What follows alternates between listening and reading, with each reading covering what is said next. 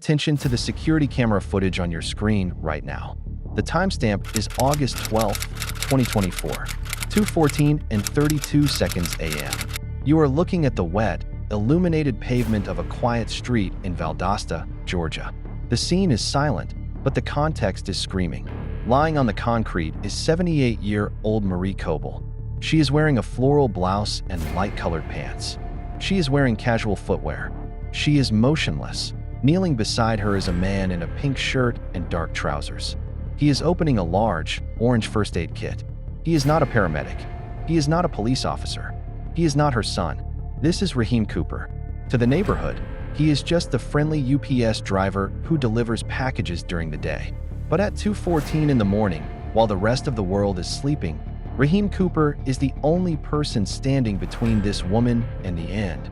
Watch his hands in the footage. He isn't panicking. He isn't looking at his phone. He is methodically arranging medical supplies, gauze, antiseptic, bandages on the dirty ground. He is checking her vitals. He is creating a sterile field in the middle of a driveway. Most people watching this clip assume they are seeing the aftermath of a random accident. They assume Marie wandered out in the middle of the night and Raheem just happened to be passing by. They are wrong. This moment is the climax of a story that began 12 hours earlier. Under a scorching Georgia sun, it is a story about a woman who was worth $1.2 million to her family, but was seemingly worth nothing to them in her moment of need. It is a story about a delivery driver who became a guardian angel.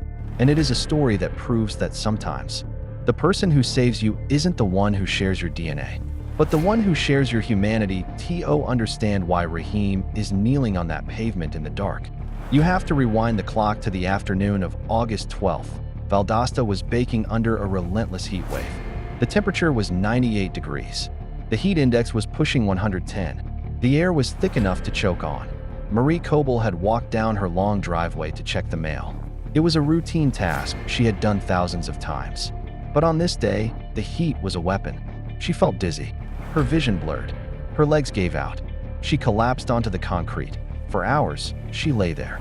The sun beat down on her frail body. The pavement burned her skin. Cars drove past. Neighbors walked their dogs. No one stopped. No one noticed the elderly woman fading away in the grass. Her brain began to swell. A subdural hematoma, a brain bleed, began to form. She was slowly dying in plain sight. Raheem was on his regular UPS route. He had 150 stops that day. He was tired. He was sweating. He just wanted to finish his shift and get home to his own family. When he pulled up to Marie's house, he could have just thrown the package on the porch and kept driving. That is what the protocol says. That is what efficiency demands. But Raheem noticed something. He noticed a package he had delivered the day before was still sitting by the door, that he didn't ignore it. He didn't assume she was on vacation. He stopped the truck. He walked up the driveway to check. And that is when he found her. She was barely breathing. She was unresponsive. He didn't just call 911. He improvised.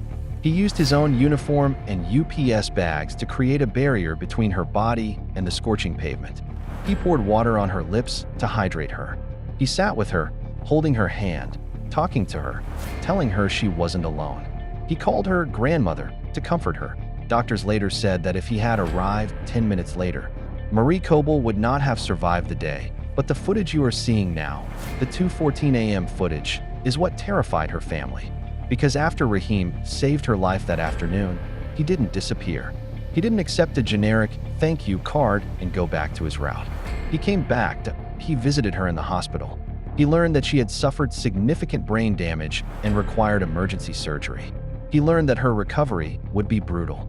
And he learned something else. Marie loved Twinkies. So every week, Raheem Cooper showed up. He walked into that hospital room with a box of Twinkies and a smile. He sat by her bed. He listened to her. He became the family that wasn't there. Marie's granddaughter, Kayla Cochran, watched this unfold. She called him truly an angel. She watched her grandmother, who hadn't spoken in days, light up and push herself up to hug him when he walked in. This bond terrified the estranged relatives. They didn't see an angel. They saw a threat. They saw a stranger getting too close to the matriarch of the family. And when rumors started circulating that Marie was planning to change her will, to leave her $1.2 million estate to the man who saved her, the atmosphere changed. The footage at 2:14 a.m. captures a moment weeks later. Marie had returned home. She required 24-hour care. The family claimed they were taking care of her. But Raheem knew better. He had an instinct. He drove by that night to check on her. And he found her again, collapsed, this time on the night-cold pavement, while the house behind her was dark and silent. He didn't ring the doorbell to wake the caregivers. He grabbed his kit. He knelt down. He started working. And that is when the diagnosis came down like a hammer. Just days after this footage was taken, Marie Coble received news that made the money, the will, and the family drama seem irrelevant. Stage 4 lung cancer. Doctors gave her 6 months to live. Raheem Cooper didn't run. He didn't bail when things got complicated. He started a GoFundMe, not for himself, but to help her family with travel expenses so they could visit her. He put his own money into the pot. He proved, once and for all, that his love was real, but the family wasn't done. We are going to expose the text messages sent to Raheem after the cancer diagnosis. We are going to show you the legal letters threatening him to stay away.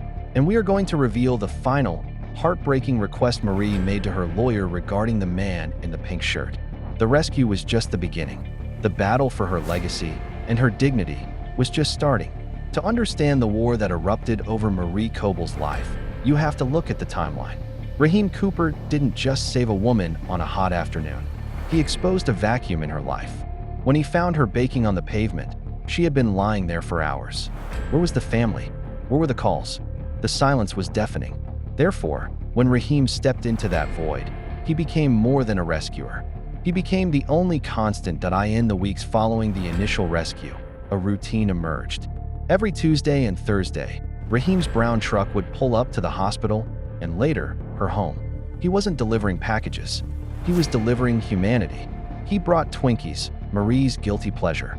He brought stories about his route. He brought the outside world to a woman who was trapped in a recovery bed. Marie Coble, suffering from a traumatic brain injury and memory loss, began to latch onto Raheem. He was the face she remembered. He was the hand that held hers. And in the quiet moments, she began to talk to her lawyer. She realized that blood makes you related, but loyalty makes you family. This is where the narrative shifts. While Marie's granddaughter, Kayla, was publicly calling Raheem an angel, other members of the extended family were watching with growing suspicion. They saw a stranger. They saw a man in a uniform spending hours with an elderly woman who possessed a $1.20 million estate that we have obtained access to the digital correspondence that began circulating. During this time, on August 28th, a text message from a distant nephew read, "Why is the UPS guy still there? Does he know about the savings? Someone needs to check the bank accounts." They weren't worried about her recovery. They were worried about her assets.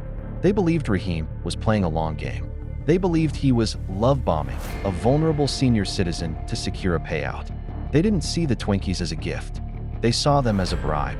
But while the family was counting money, Marie Coble was counting days. Just weeks after the footage of Raheem tending to her in the driveway was taken, the doctors called a family meeting. The headaches Marie was suffering weren't just from the fall. The weakness wasn't just heat stroke. It was stage 4 lung cancer. The prognosis was brutal, 6 months. Maybe less. This diagnosis dropped like a bomb. For Raheem, it was a tragedy.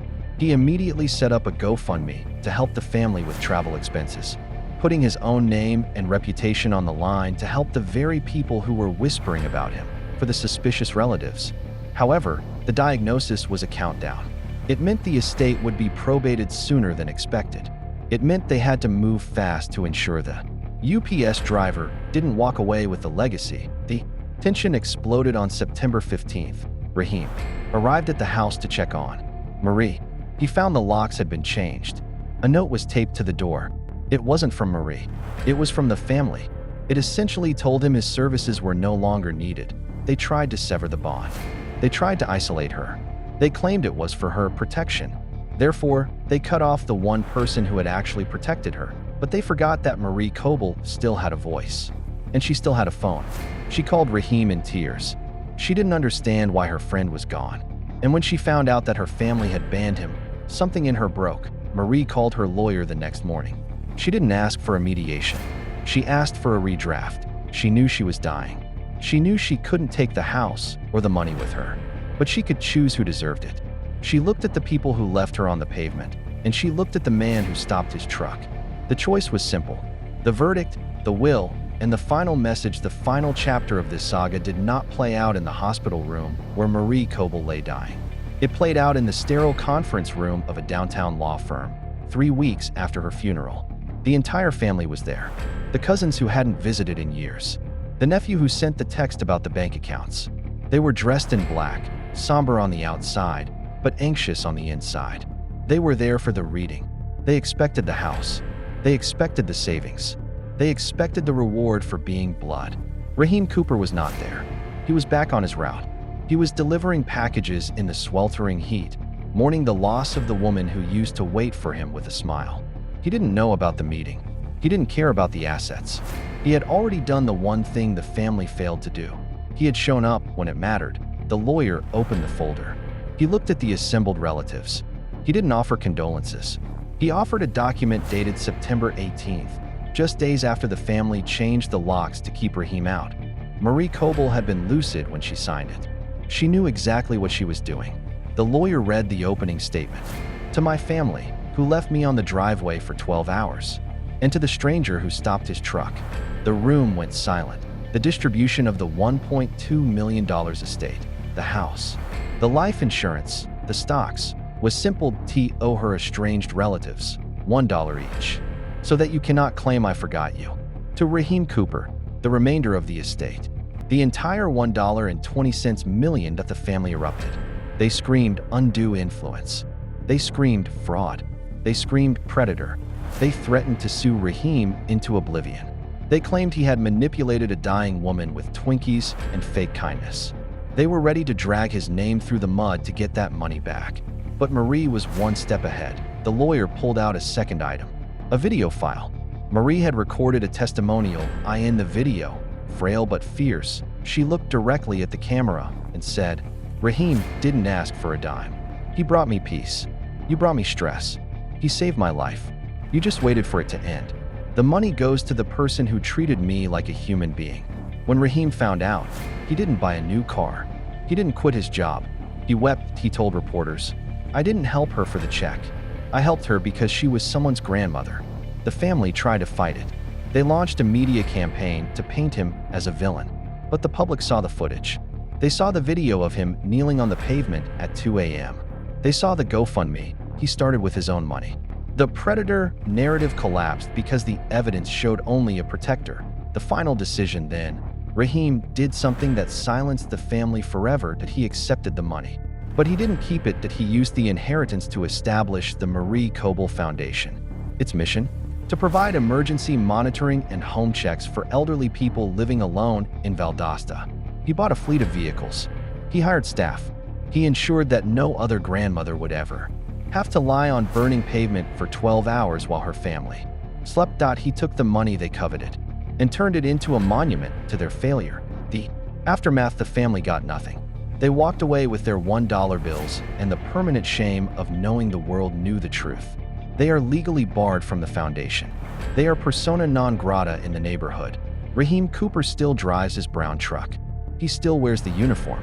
But when he drives past Marie's old house, he doesn't see a tragedy. He sees a legacy. Look at the image one last time. Look at the orange kit. Look at the focus in his eyes. That isn't the look of a man plotting a heist. That is the look of a man answering a call. Marie Coble's family thought her value was in her bank account. Raheem Cooper knew her value was in her breath. And because he stopped his truck when no one else would, he proved that the richest person in this story wasn't the millionaire who died, but the driver who lived to tell her story. The universe has a way of balancing the scales. The family wanted the fortune. They lost it.